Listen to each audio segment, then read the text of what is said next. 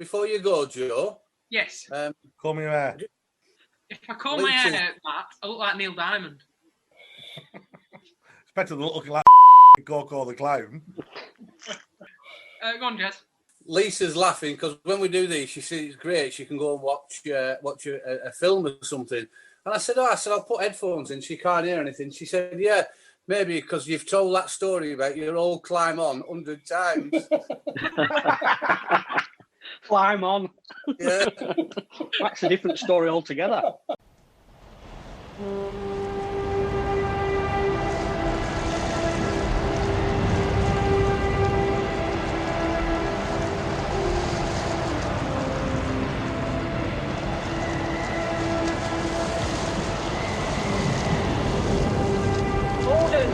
Order!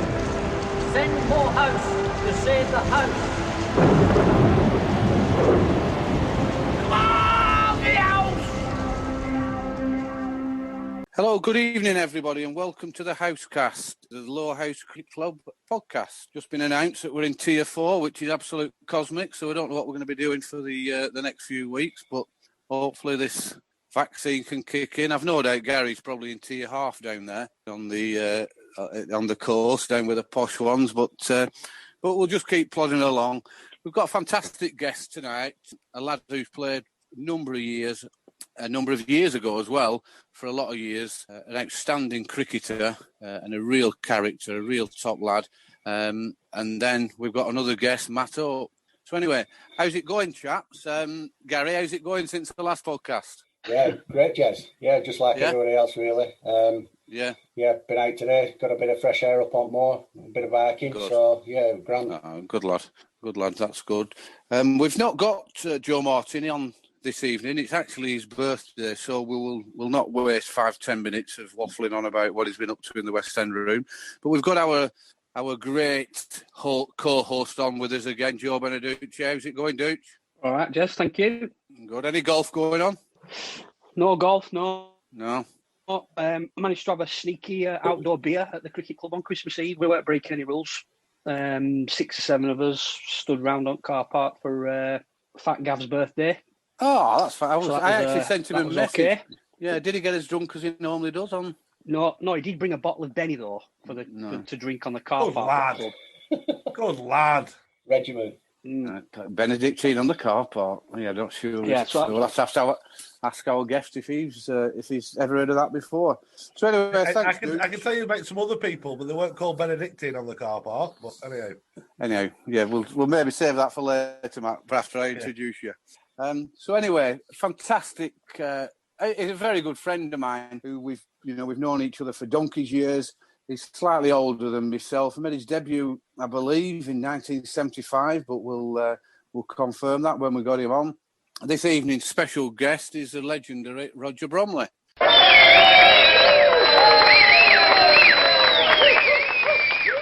Hiya, Brom. How's it going? It's fine, except for the lockdown. I'm just as fed up as everybody else. We're very limited to what we can do, aren't we? Yeah, so, it's not ideal. Yeah, it's just walking. Yeah, it's not ideal. No, but it is what it is. Yeah. We can see light at the end of the tunnel now. So. Yeah, I think so. Roger, thanks very much for coming on. I don't know if you've listened to our podcast or have you managed to catch any? Yeah, I have. I really enjoyed them. Very good. Yeah. Oh, brilliant. So you know the format of what we're about, Roger. Yeah. And it's just, let's have a real informal chat, a good catch-up, and let's just share some memories, and let's hope that we can just have an hour's extra jolliment for some of the spectators out there. So am I right, Rog? You made your debut in 75? I did, yeah. I left school that year, and Mick Jones was the PE teacher at Barding at the time, and right. he was already down at Lowerhouse. So when we're coming towards the end of the year, he was asking me where I was going to be playing, and at that time I was just playing up townly with the boys' club and Coldclough Casuals, if you'd ever heard of them, with Arthur Greenwood and Herbert. No, I didn't know they played for them. Yeah, I know Arthur and Herbert. Yeah. Yeah, well, I played with them. I was only 14 and 15, but it was really good. It was good fun. Yeah. And there was a guy called Alan Whittam at school, who Iggy's related to the Whittam family. Fred was an umpire. Fred Whittam. Right. Yeah. And I was friends with Alan, and Alan was already down at Lowerhouse as well. So I knew a couple of people from down there. I met Stan in the town team, playing for the town team. So I knew Stan then.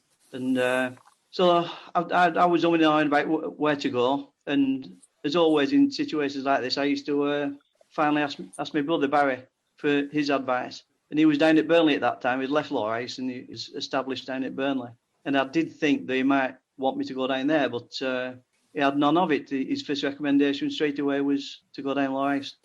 Really? I mean, I was going to come on to that with Barry playing. So you're leaving school, you're 16? Yeah. That'd be about right, yeah? Yeah. So you've obviously played a bit of cricket, and we'll come back to that, Rog, for your earlier days. How old would Barry have been then? He would have been late 20s. Right, okay. Because I do remember, because he played at Lowerhouse first, didn't he? Is that right? Yeah, he did, yeah. He didn't leave actually under Clyde, but he actually fell out with Bob Lord after an AGM.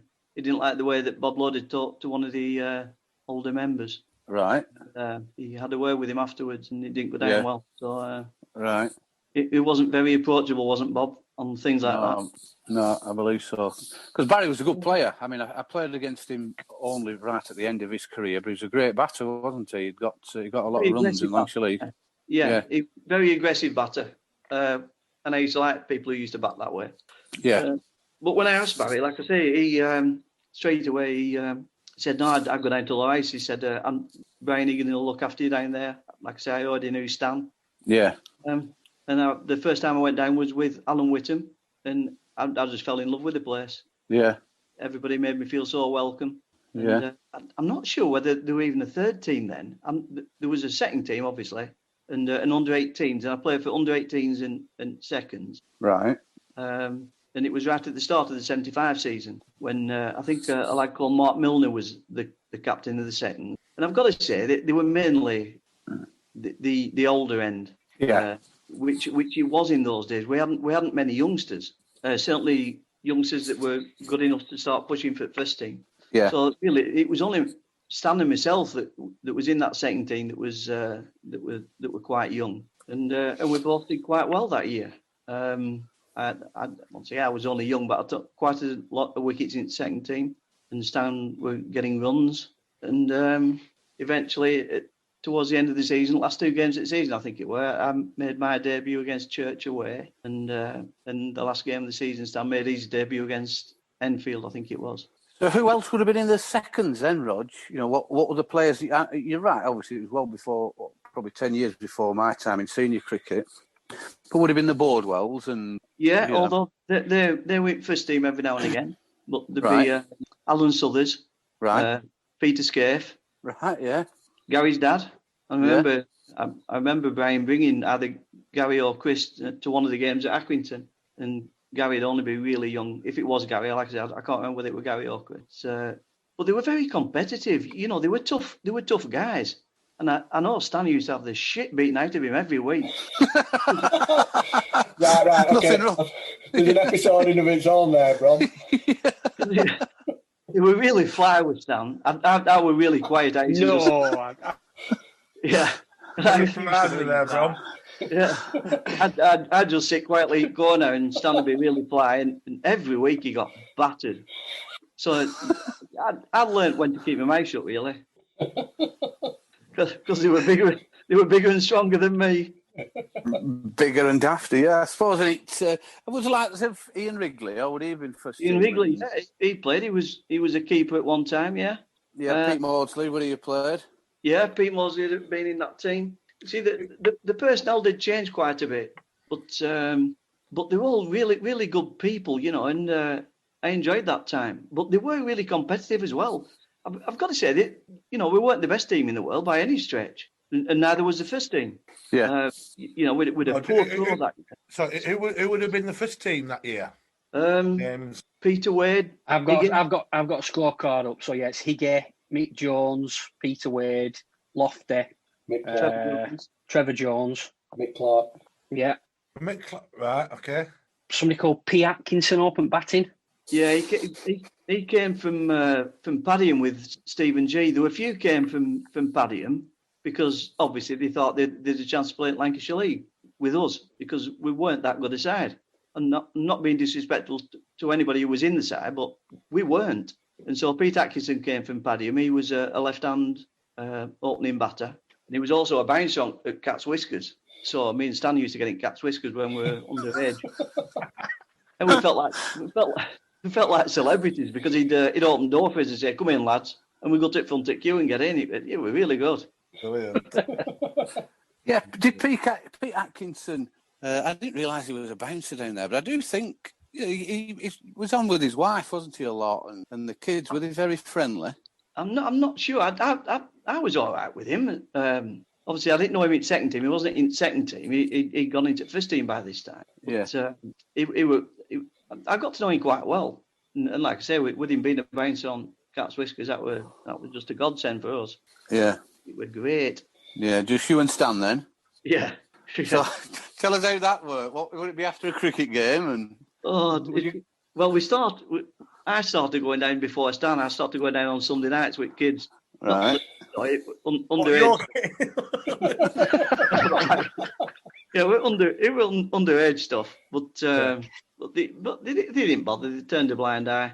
But then we started getting a bit grown up, and then me and Stan started going down on Friday nights. But we'd no idea about the protocol about how it worked and what time he used to go down to these nightclubs and that.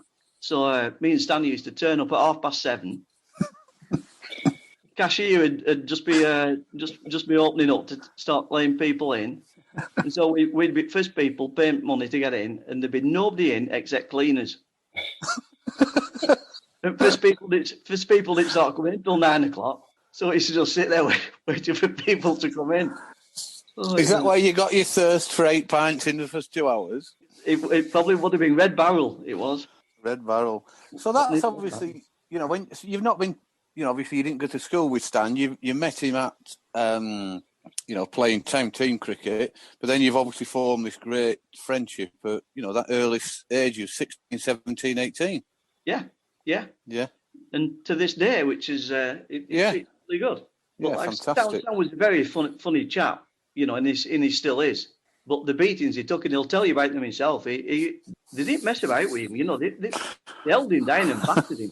Well, I don't think he will, Rog. I thought, when are you going to learn? But he never did. Isn't it funny? We've had him on a few times, and we've discussed all different topics with him, but that has never come up. Yeah. No. Well, there you go. It certainly happened. Thank you to our 3 sponsors for supporting our podcast. John Russell's Art Caterers and Milltown Pies, who offer fantastic catering services, Alexander Grace Law, who provide modern and client-led legal services, and SBE Furnishings, who offer high-quality furnishings and electrical items at fantastic prices. But they were really good people, and like I said, I love that time. And after making my debut, you think you're going to push on then. And in 1976, that's when Colin Milburn were pro, and he was one of my first heroes as a youngster. So to be able to play in the same team as him was just incredible for me. But I bet. At the time, at the start of 1976, Lowerhouse had an idea to bring Jack Stott. I don't know if you remember Jack Stott or have heard of him, but he was a good bowler for us. But he'd retired, so they decided to bring Jack out of retirement to mentor me in the seconds. Right.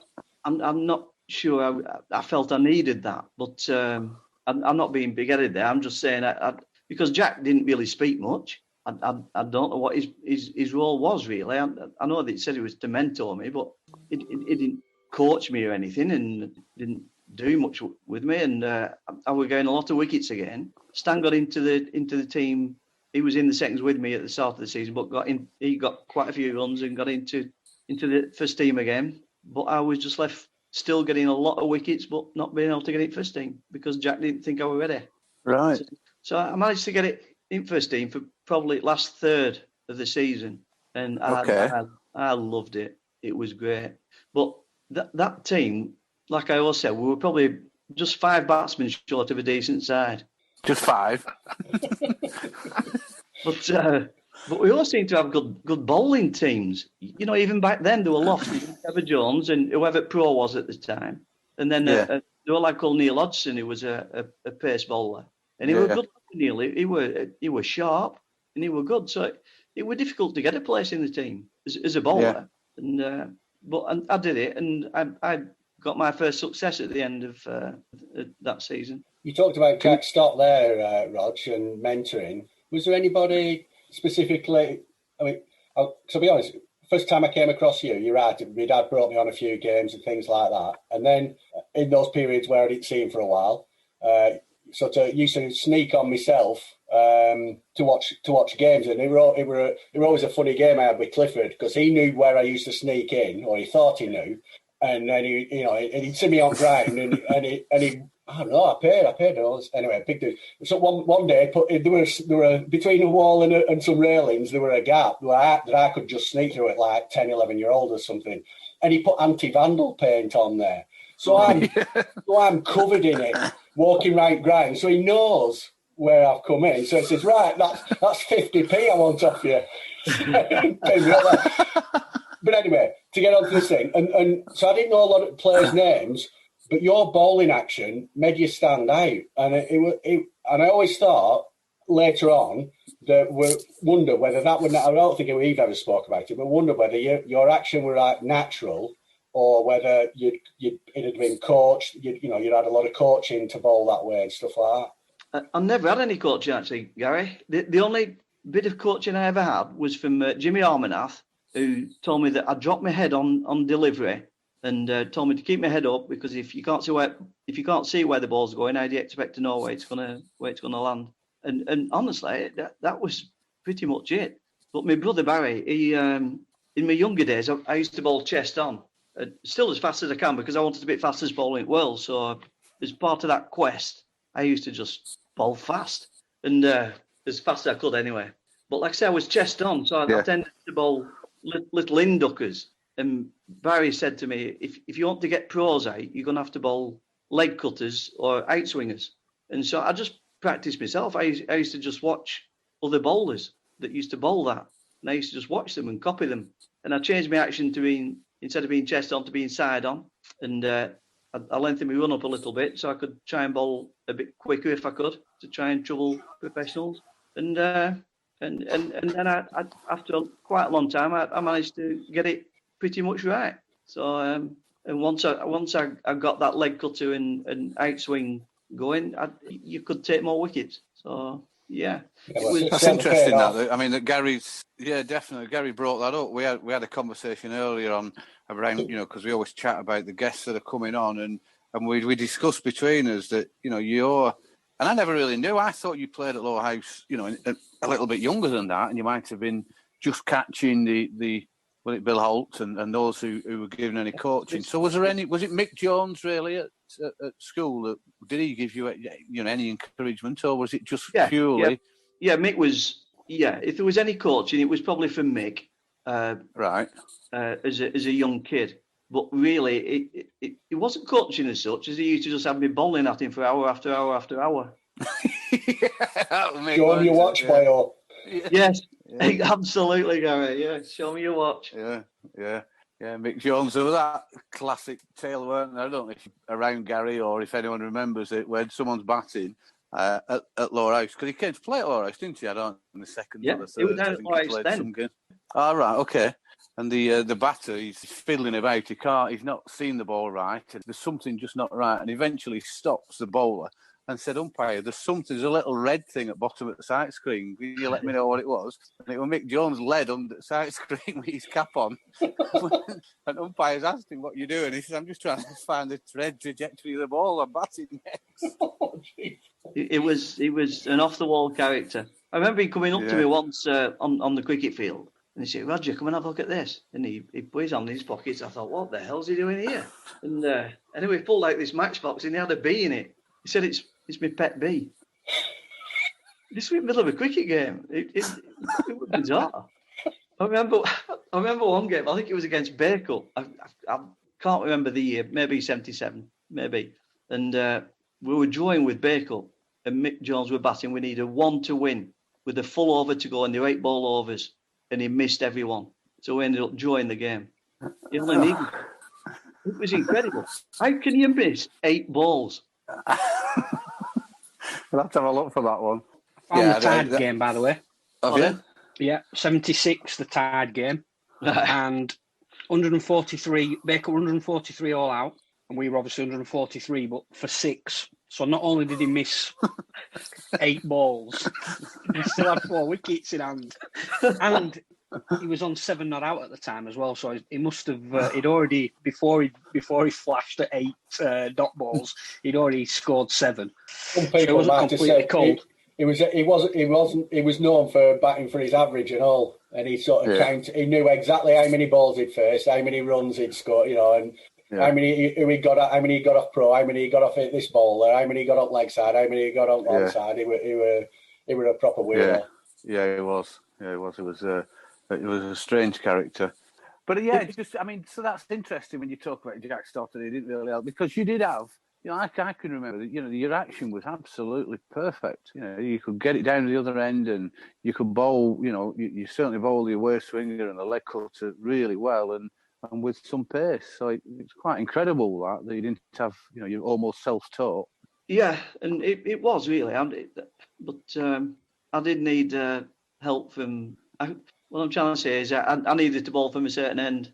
And if I didn't... Get away, Rog. Ken, would that have been? And I used to silt like a big girl if I didn't get it. Yeah, well, I was going to mention that later, but... You used to in seconds. Yeah. Late back in the career when Rusty said, just bowl from Park End, Rog. No. Not doing Park that. End? I didn't know we had a Park End. But I always thought that if the slope wasn't with me, then it nullified my bowling. But you've got to take the rough with the smooth. I do get that. Yeah. And it also you get into a mindset, and you're obviously a young cricketer then, and once you get into a certain mindset and you feel things aren't. I can't do that. It's psychologically difficult, isn't it? It is. And I think that was the problem with me, Jess. It was all him. Yeah, because we had many a conversation, didn't we? And I wasn't particularly a bowler when I first started, and in the first, 3 or 4 years of when Stan started letting me bowl, and other people, I would just bowl at any end, wouldn't I? I would just, wherever they wanted me to bowl, I would just take the chance. Absolutely. And I suppose, that's it's just a complete different mindset, isn't it? And that's, maybe something that you can only deal with when someone's particularly young to get it out of them. Yeah. Who would have been taking your end then, Roger, at that stage? Would it have been Lofty, predominantly? Well, more than not, Joe, I did get that end. I was lucky enough to get it quite a lot. But there was one season where I find it a little bit bizarre that Curtis, in Curtis' second season, for some reason, he always wanted my end. Whichever end I were bowling at, wherever, home or away, he would want my end. And I just find it strange. But hey-ho. So, Rog, we established there, self-taught, really good action. You obviously know what you want to do with it when you're watching other bowlers and you want to try and change. We're just randomly going through as Dooch, as we all do on here. I found a game in 76, you're right, towards the end of the season, and you ended up getting 5 for 16. You remember that? Yeah, I do, very well.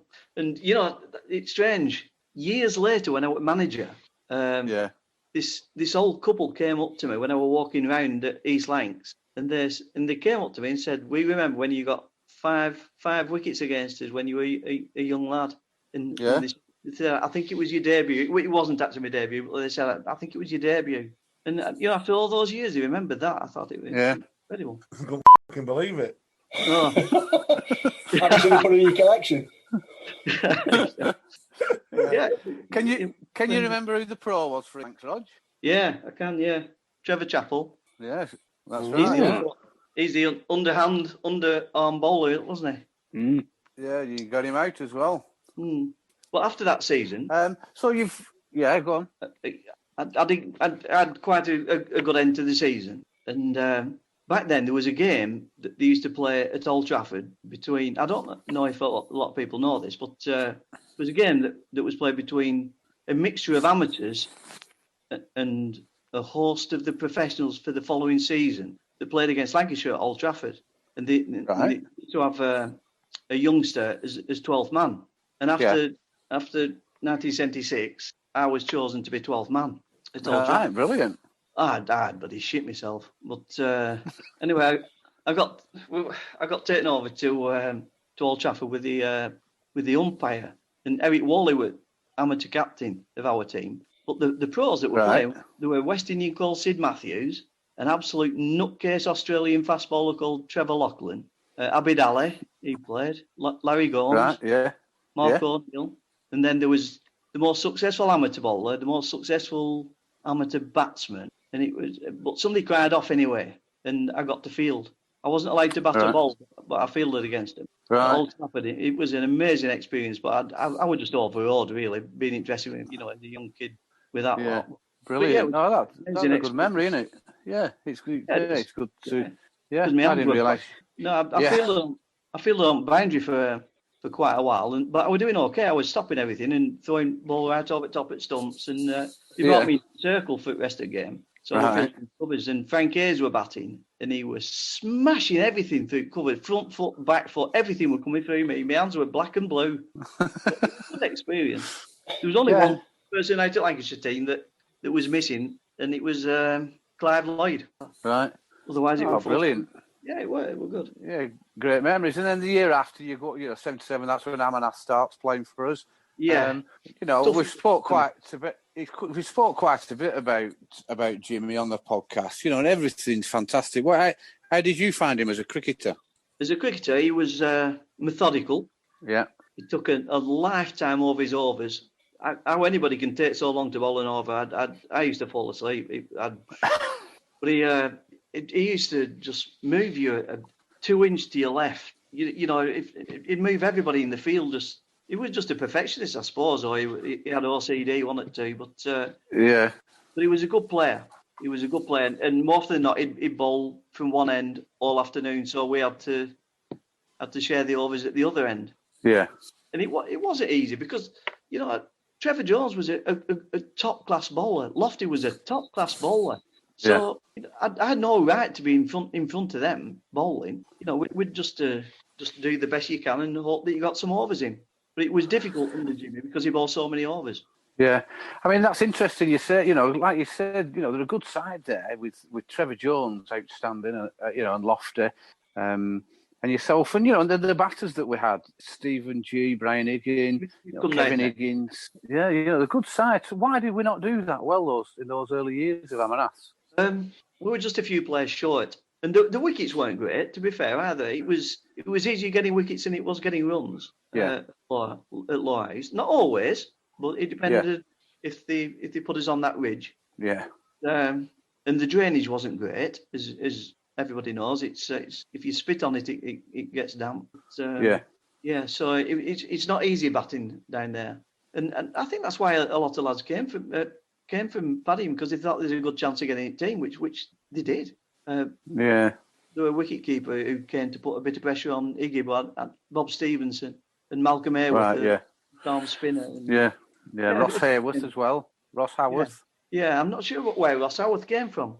So there were a lot of players that came and went. So you've gone. So you're getting into your early 20s, and the side is in. Well, I'm not improving. I still think there's a decent side there, but we are getting towards the early 80s. What was the dressing room like then as things were improving, when you're looking at you're getting more experience, Stan's getting more experience, and I don't know if they'd started playing 1980, 81, 82, but Johnny Hartley and Graham Bushell and all these players are starting to come to the fore. What was it like then in the dressing room? Well, we were improving. I quickly wrote down today when I was having a look at the positions that we finished in. And in 1976, we finished 13th. Yeah. 1975, we finished bottom. Yeah, right. 76, we finished 13th. 77, 12th. 78, 10th. 79, 9th. 85th. 81, 5th. and 82 second. Yes, So the improvement. Yeah, it's a massive improvement there, Roger. What was that? Just genuinely down to new players coming in, or better? What was it down to? The pros were good. Jimmy was a good pro. He'd get four or five for not so many, and he was steady away with his batting. He was a bit slow with his batting, and so we struggled chasing. We were better defending. We could defend. We could defend fairly small totals. But, if we were chasing a big score, we couldn't do it. Jimmy wasn't quick enough, and we didn't have the personnel to be able to do it. But we knew our strengths, and we played to them best we could. Yeah, and like you said, things are improving quite a bit. When did? Can you remember? I mean, I can't find it on here. When Johnny Hartley, got in the first team and started doing well, because he was a fantastic all rounder. 78, he started. Yeah, I think it was 78. Yeah, it was a good. But with John, as good as he was, I think he was using us as a stepping stone. I don't think Lowerhouse were ever going to be a long-term thing with him. Right. Because he used to iron Allen to death to put him onto ball, because he wanted to get his wickets to move on, I think. And that's eventually what he did. I think it was a bit of a plan. And it's not forced to come off, is it? You still got to do the business. But I think with Bush, it's slightly different with Bush, because I think it just happened for Bush. He was a good player. I'm not sure whether he actually planned on trying to be a pro, or whether it just happened because he was good and he did well at Lowerhouse. But he went on to pro as well, as we know. But two really good players, and they were both all rounders, which makes a heck of a difference. Yeah, without doubt. Yeah. So you moved on to to get to the 82 season. What's your memories around that, about how that went?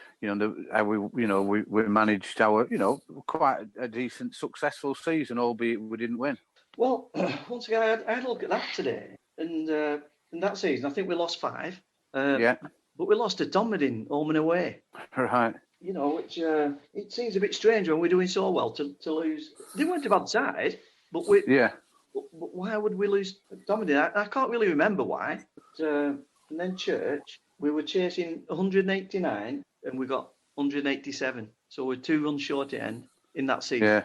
We lost by 1 point. Yeah. Yeah, that make all the difference, won't it? Yeah, with the game against Rottenstall, weren't it, where we had to get the bonus point. Yeah, and we finished third bottom as well. Yeah. It was really frustrating, Joe. And maybe nerves were beginning to show. I don't know. But, I remember the game at Rottenstall, and then it was mass panic in dressing room before people were going out to bat. Right. No, it were.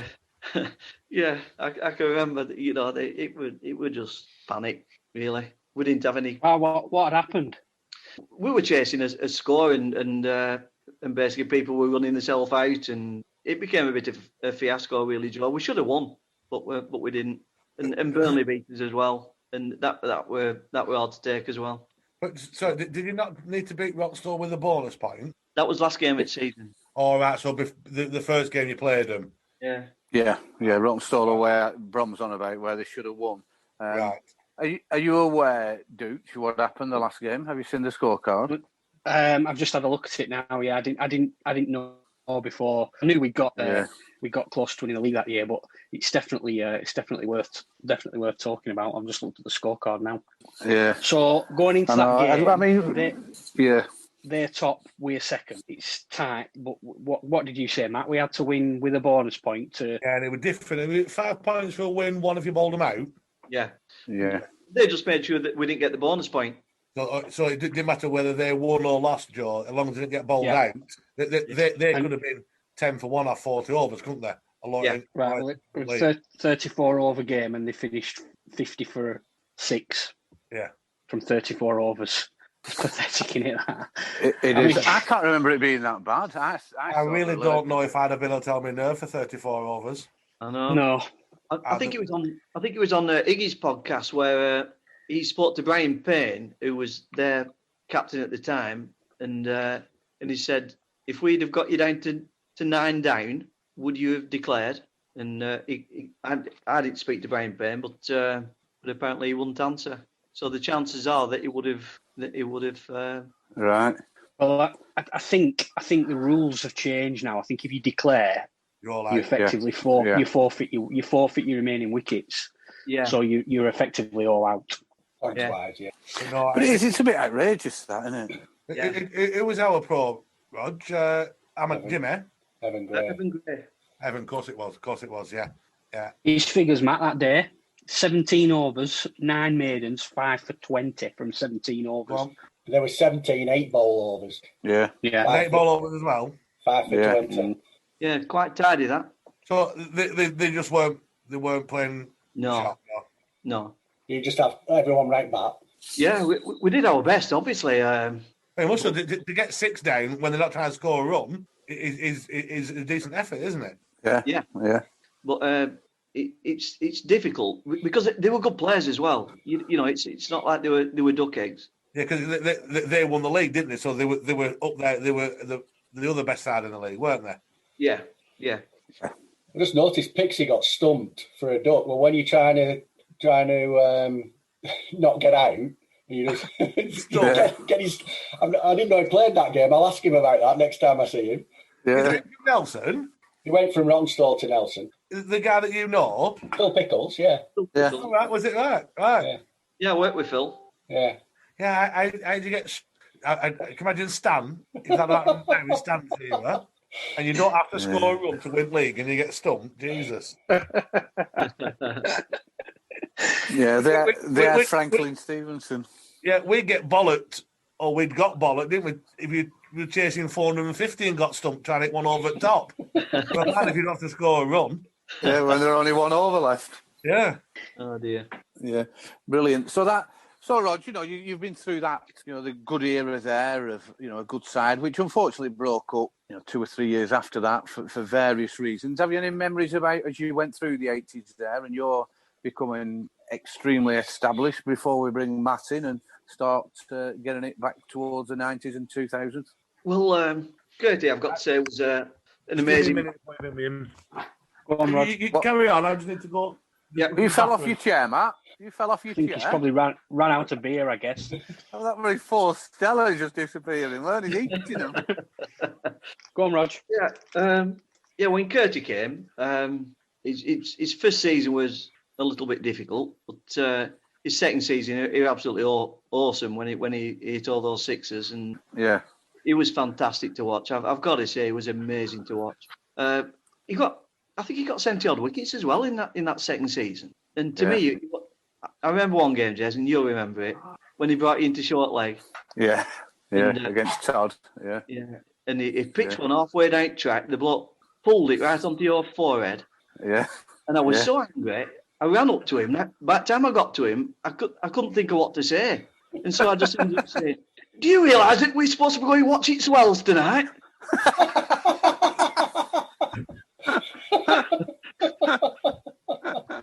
I won't do that again. Without a doubt.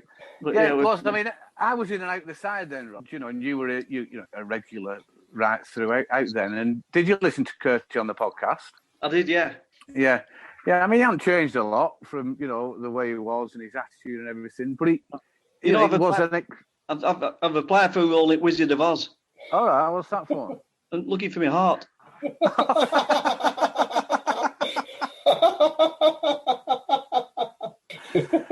Oh yeah, that was He was going on describing various people. Yeah. What did it say? Roger wasn't very brave. It was what he said was that Andy McNicholas were really brave and that I didn't have a heart. Yeah. And he said if Andy McNicholas had my ability and I had his heart, what a player would be then or something. Right. Yeah, he did. Yeah. Oh well. Yeah, did you want to listen to that, Matt? I know you did crack. He hasn't changed a great deal. No, he was a fantastic batsman. The playground did them over. Yeah. I think. Yeah. So then, as Rog, you know, one. Sorry, Jez, can I just ask one? No. Yeah, go on, Dooch. 83. You had five wicket hauls in 1983. Yeah. We finished fourth. 47 wickets you had. So that was your most productive year. Is there anything that stands out from that year that you remember, or can you put that down to anything? Were you getting more overs? Yeah, quite simply, yeah. Yeah. I think like anybody else, if you're not bowling week in, week out, and then suddenly you're throwing the ball, it's not easy. If you are bowling week in, week out, you get into a rhythm, and you just bowl better. It's pretty basic, really. But especially under Jimmy Harman, I wasn't bowling regularly, and you might go 4 matches without bowling, and then suddenly they throw you a ball, and it's not easy. But then I was, I think John Hartley had gone by then, and Bush had gone, so there were more overs available, and that's quite simply it. Pros were spinners as well, weren't they? Evan Gray, Curtis. Yeah, which helps as well. Yeah, saying that, Roger, I wouldn't. You look at the average there. You average 15.7, so it's all relative. You still, that's a great average to perform. Not just because you're bowling the overs. You've obviously done a fantastic job there, haven't you? Yeah. I was quite pleased with that season, but I always have problems with injuries, Jez. Like Jez said. Yeah. So that's Shez and Curtie off your Christmas list.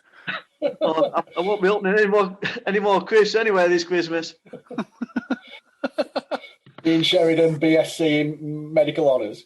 Yeah, exactly. So go on, Roy. So we get the mid-80s. I'm playing quite a lot there, and at this stage, just talk us through, because you did have to finish your career, relatively early, or certainly change the way you bowled, etc., because of injuries. What brought that on? Do you think? Is it just a freak of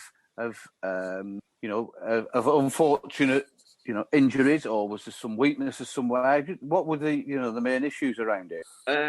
Well, it was my back. Right. I'd had trouble with my back since I was 17, and so I learned how to bowl with it really, because I couldn't manage it. But as we got towards the mid 80s, towards 86, 87 especially, I knew my time was coming to an end. I couldn't bowl side on anymore because I couldn't get out of bed day after, and so I started trying to alter my action again to bowl more chest on, so I wasn't twisting as much. But then you lose your potency, because that's not what I was. Yeah. And it all seemed to fall apart. So. And how old were you then, Rog? Like 28. Yeah, see, that's no age, is it? And you still got 300 wickets in the Lancashire League, It does and that's say no that age to finish. Well, it does say that I played until 1998, strangely, but I didn't. I played a couple of games in 1988, and then 3 games in 89, and then that was it. I dropped down to seconds then. I saw that game, that road game in '98. It looks like the last game of the '98 season. So I was wondering, were you manager at that stage? Were you team manager? Maybe did you play because somebody cried off, or do you remember anything about that? I can't, Joe. Motti was pro, and it looks like we played East. I think it was the last game of the season, the scorecards got you on it as though you played. Did he bat a ball or not? He did subfield. He's on card. He didn't bat to a ball, but he's definitely on card.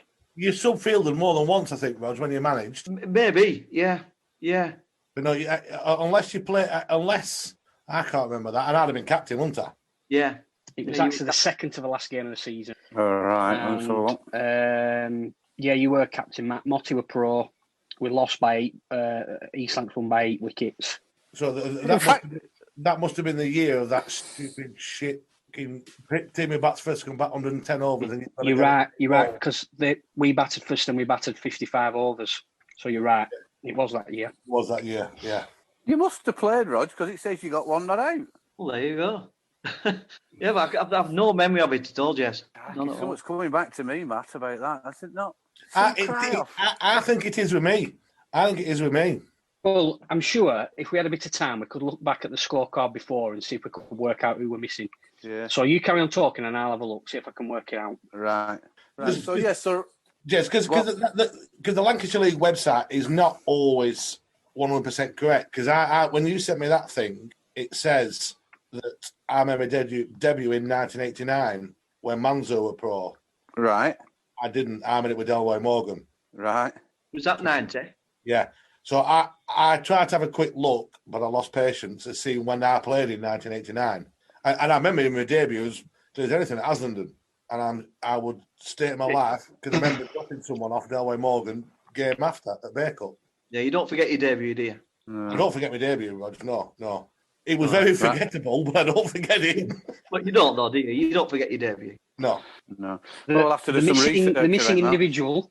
Yeah. The missing individual from the game before was Frank.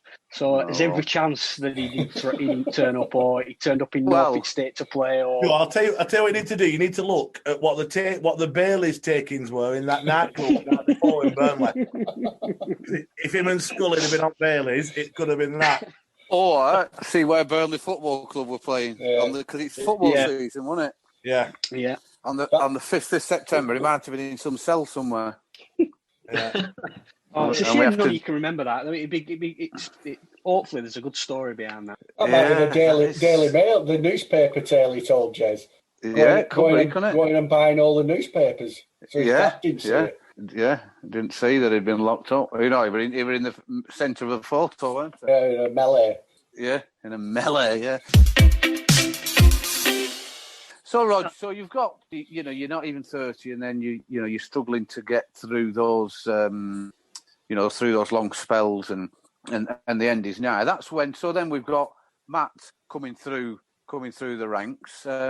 What were your memories, Matt, of meeting up with the likes of, with Rog? Because I remember you two being quite close, and I remember Rog helping you out a lot. What can you remember much about that, Matt, when you were coming through?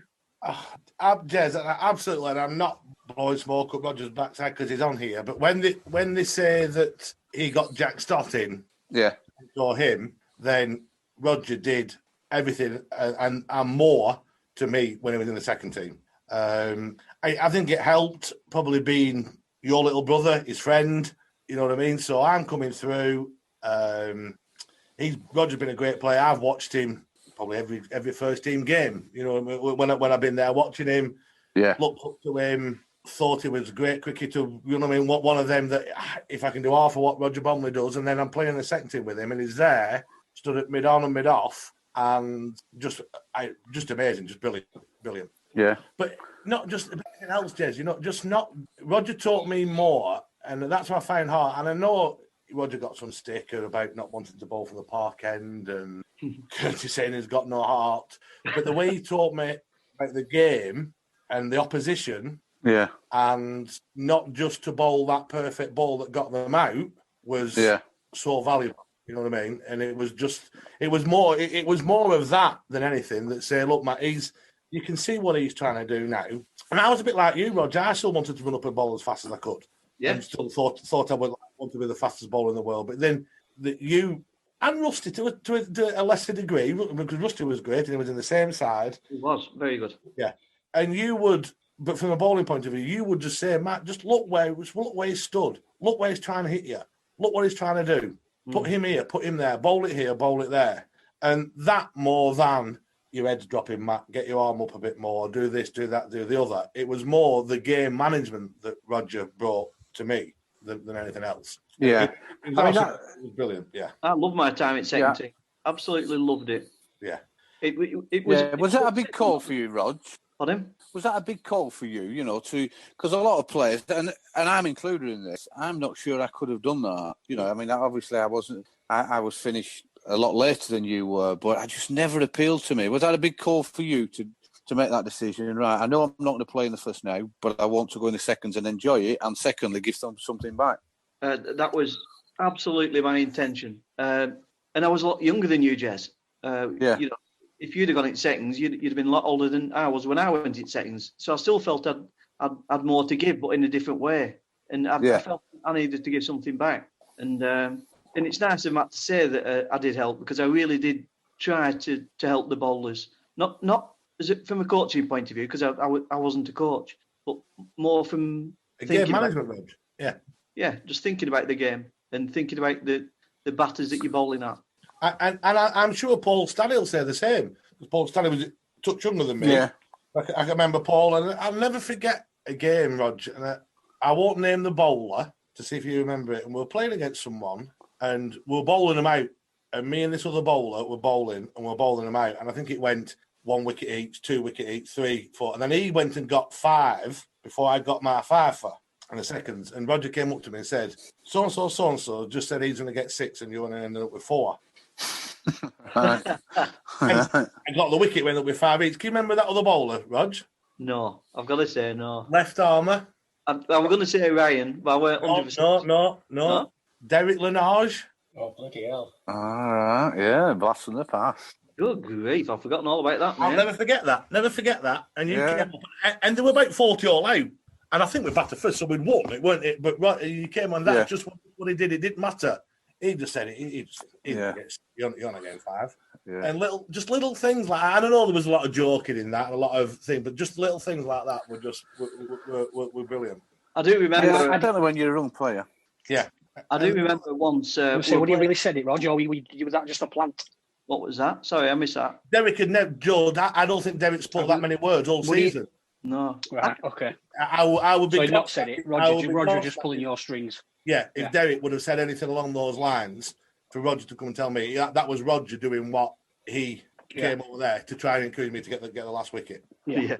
Probably because he was bored and he wanted to pint with me. But that time was brilliant. And there's another one classic that as soon as we said that Brom's coming on, and before we talk about the going into when you helped me when I was 15 captain, batting with Brom as well, because I still knew which end of bat to hold in them days as well. And we played at Cornwall. Roger used to bat in top 5 or 6, because the good thing about Roger, and so did Keith, so did Rusty. Rusty used to open batting all the time, didn't he, Rog? Yeah. Every game. They weren't in there to bat at 11 and not do anything. They did there, and they played and held their own as players, but also brought on all the youngsters. We were playing at Cornwall, if you remember, Roger. Lovely day, and we're chasing quite a decent total to win. And I think I'm batting with you, and there weren't much. I think you might have batted at 7 or 8, or now at 6 or 7, something along those lines. Yeah. And Keith were on the balcony, and I run down wicket to a spinner and smacked it back over his head for 6. Exactly the same ball, did exactly the same, but didn't hit it properly and just fell short at fielder. So Rusty stands up and bellows on the balcony, "Roger, calm him down." So Roger's now on strike. Next ball runs straight at wicket and smacks blow back up into bowling green. So you can see Rusty just stood on the balcony with his head in his hands. But we ended up. I do remember that. Yeah, we ended up winning the game, but that's just what it was like. It was very, very good. I do remember one game, Matt, when I don't know if you were playing this game, but it were Nelson away, and I was feeling it mid on, mid off to Shez, and Shez runs up with his first ball and fires it right over the top of batter, right over the top of Iggy, and it goes for 4 byes. Well, I just clapped my hands. Come on, Shez, forget about it. Next ball. On the spot, lad. Next one was flying out leg side. Iggy misses it. Batsman misses it. 4 wide. This time I said, "Come on, Shez, now pull yourself together, lad." He did it for 2 more balls. Another one went straight over the top of Iggy's head, and then he just turns around to me and says, "Brom, I've got the fucking yips." I didn't play much in seconds with Shez. No. And there was nothing. By that time, I was doing the dying fly. I just couldn't tame myself anymore. I just fell to the ground laughing. It was just hilarious. Because it can't have been that long, Roger. If you didn't finish playing first team till 88, 89, I played.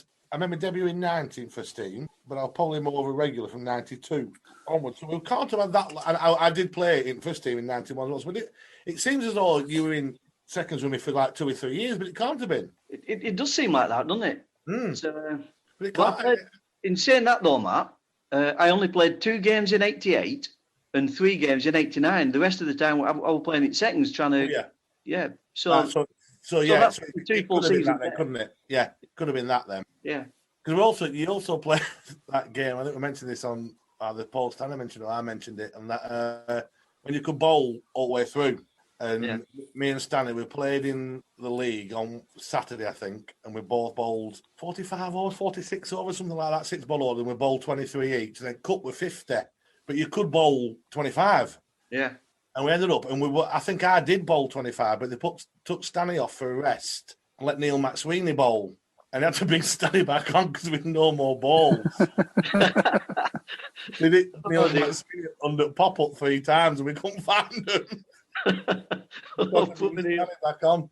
Yeah, you were definitely, you were playing that year. So that Yeah, it could have been that, Roger. Could have been 88, 89 as well, where we played quite a lot together. Yeah, I'm sure it was. I remember the first time I saw you bowl ever, and I was asked to captain the thirds. And you'd only be a young lad, 15. Right. And it's the first time I'd seen you bowl, and you bowled quick. I loved it. You were bouncing him. I just loved it. And I was just so happy that we got a genuine fast bowler. I was just chuffed as nuts. Yeah. I tried that. That's what I wanted to do. Yeah. It didn't always work out, but that's in the early days. That's what I wanted to do.